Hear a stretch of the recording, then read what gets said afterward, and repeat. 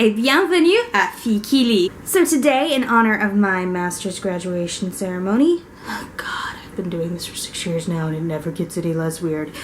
Anyways, so in honor of that, we'll be doing a book haul for the entire semester. Oh yeah, we're intense. Okay, so I'm gonna attempt to do this in more or less chronological order. I make no promises that that's actually how it happened, but we're gonna give it a shot. And so, let's get started. So in January, I bought several books, the first of which was Truth Witch by Susan Dennard. I've done a book review on this one. If you want to check it out, I'll put the links down below. But Truth Witch. The second book I got, also in January, was The Mortal Instruments City of Bones. This was a bit of an interesting case because I already owned a copy of City of Bones, or at least I did, up until last year, when my mother gave it to a chaperone for a traveling children's choir from Africa. Apparently the chaperone was staying in my room, found a book on my bookshelf, thought it was interesting, and asked if she could keep it, and my mom was like, sure. I found one for $6 at Square Books, which is my local bookstore, and figured I'd go ahead and grab it while I still could. Particularly since this was around the time the Shadowhunters television series was getting started, and I wanted to read and watch at the same time, see if it could be as good as the books. Didn't happen, but there you go. For February, I tried to slow down a bit, and I just got A Darker Shade of Magic by V.E. Schwab. This is the first V.E. Schwab book I've ever gotten. I've heard a lot of great things, and I'm hoping that it's every bit as good as I've heard, but I'm not, from what I've read, I'm not as sure if I'm sold on it. Lila, particularly, is a hard sell. Okay, moving on. After that, I got a copy of Isla and the Happily Ever After by Stephanie Perkins. This one I highly recommend. It's sweet, it's frothy, it's light. It actually does discuss some of the underlying issues with teenage relationships, but it's sweet, it's light, it's frothy. It takes place in Paris. What more could you ask for? No, seriously, I'm a French linguistics emphasis student, so for me, well, French. Gratuitous French, correct usage of mon petit chou. What more could you ask for? Nothing. There's nothing. After that, I got my hands on a copy of Passenger by Alexandra Bracken. And this one's another one of those, it has such cool elements. What more do you need in your life? In the case of Passenger, time travel. Hello. Plus, I believe the main character's of Island Prodigy, which just makes it better. So around Easter, I went to visit my grandparents, because I live not too far from my lovely university town of Oxford, Mississippi. And so they got me, for my Easter present, Mistborn by Brandon Sanderson. I've heard a lot of really good things about this, and it's been a long time since I've read a really solid high fantasy novel. So, looking forward to it. I actually have already read a little bit of this one. Possibly because I stuffed it into my sleeve during my graduation ceremony. Yeah, those things, I've been doing them for a while now. This is my third one that happened yesterday, and they're all boring. Remember, kiddies, whenever you graduate from college, bring your book and stuff it into your sleeve. It's the only way you'll survive, particularly if you're in liberal arts. Okay, moving on to happier subjects. A couple weeks ago, I picked up a copy of When We Collided by Emery Lord. This one's about a girl and a boy meeting and falling in love for the summer. There's a lot of interesting subplots about mental illness that I can't go into without being too spoilery. I haven't read it all yet, but I'm intrigued by what I have read. As much as I am kind of frustrated. It's complicated. Then my last book for April was this lovely book, Hunter by Mercedes Lackey. Now, here's the thing you need to know first. I was ridiculously excited about this book. I didn't find out about this book until late, but when I did find out about it, I was ridiculously excited. I've been a Mercedes Lackey fan for years. I love the Elemental Masters series. I'm a huge fan of her Tales of the 500 Kingdoms series. Both of those are fairy tale retelling series. The Elemental Masters involves elemental magic. It's complicated, way too complicated to explain. And then the 500 Kingdoms are, let's be as entertaining and funny and combine as many parallel themed stories as we can, and they're great. My personal favorite is the Sleeping Beauty retelling, but that's tangents. It includes the Nibelungen Lied. You should totally read it. Okay, sorry. That being said, Hunter is her first foray. Well, it's not her first foray, because she did do the Shadow Grail series with Rosemary Edgehill, which, having read it, it's not a bad series, but it's not up to her usual standards. So I like to pretend it does not exist. That being said, when I saw that Mercedes Lackey had really gone for releasing a YA series on her own without somebody helping her out, I was a tad bit worried because I hadn't liked the Shadow Grail series as much as I liked any of her other ones. That's Diana Treguard, her Serrated Edge, which I've only read 1 or 2 books from, the Elemental Masters, or the 500 Kingdoms, or the Enduring Flame, or the Obsidian Trilogy, any of the other ones that I'd read. I hadn't liked it as much, so I was a little worried. But when I read Hunter, it was It was everything I wanted in a YA and everything I wanted from a Mercedes Lackey book. So it was, this might be my favorite book of the year. Except for the fact that it came out last year. But her second book in this series, called Elite, is going to come out in September, and now that I have read this and discovered the series, I'm about 20 levels of excited plus 5 more, so I'm looking forward to it. It's going to be great. Then the last book I got this semester was actually my graduation present from my parents.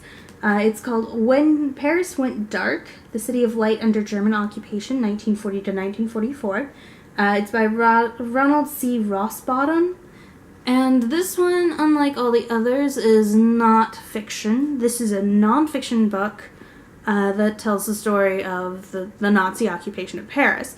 So if you want a World War II book that is, it's depressing and it's true to the times, but it's not an Auschwitz memoir. You're not going to be feeling horrible deep in your soul because you have German ancestry or something. This one's really interesting because it talks about how Paris coped and things like accommodation, and it's really interesting. I'm looking forward to reading it, and I'm just really happy to have it on my shelf. So, that being said, those were all the traditional books that I bought this semester. However, I did pick up another couple of books that weren't so traditional. I am a fan of my Kindle. I go old school because cheaper.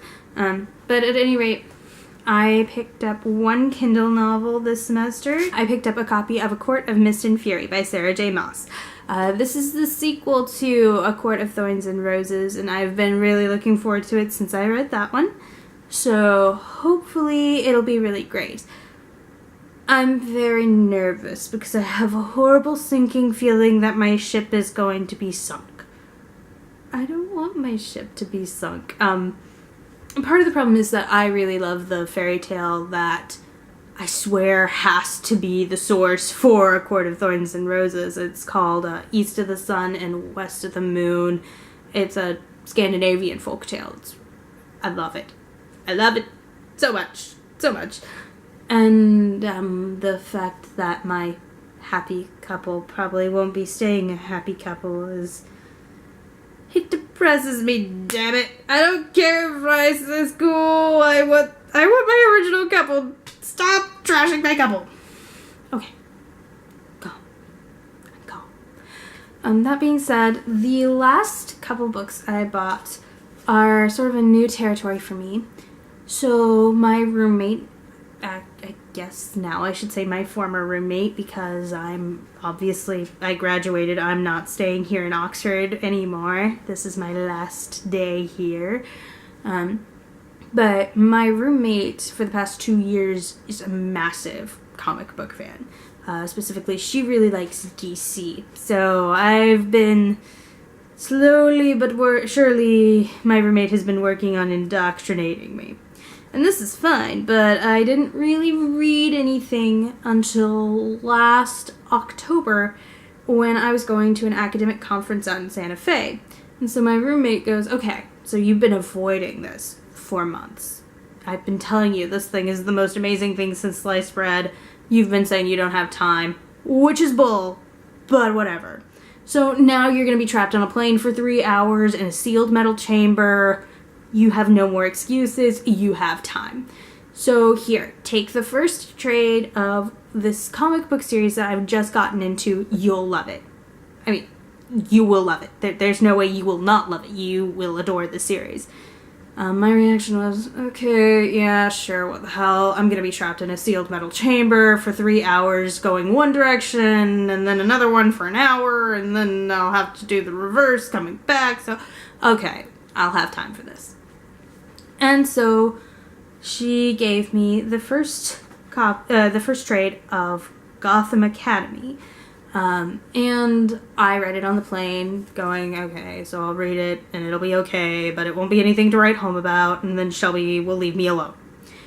So I read it on the plane from Santa Fe to Denver, Colorado. The plane landed in Denver.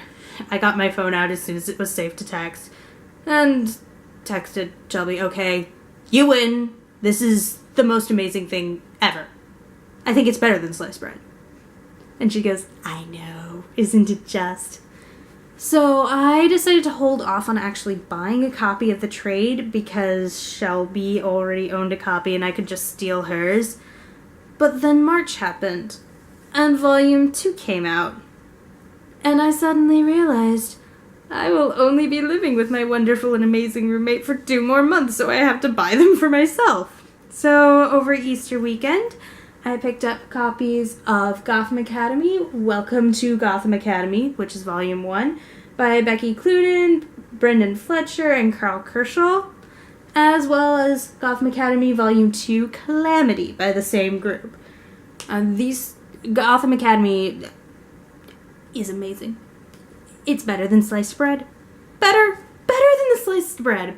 I'll be doing a full-scale review on these sooner or later because they deserve it.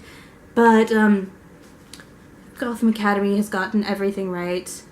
The second book is a little weaker than the first, but that makes sense because apparently, from what I understand, there was some issues with, oh god, are we going to be able to keep going, or are we going to be cut short? Do we want to invest in a really solid plot line for these next couple chapters, or do we want to leave with a solid note? Because they concluded the arc at the end of Volume 1.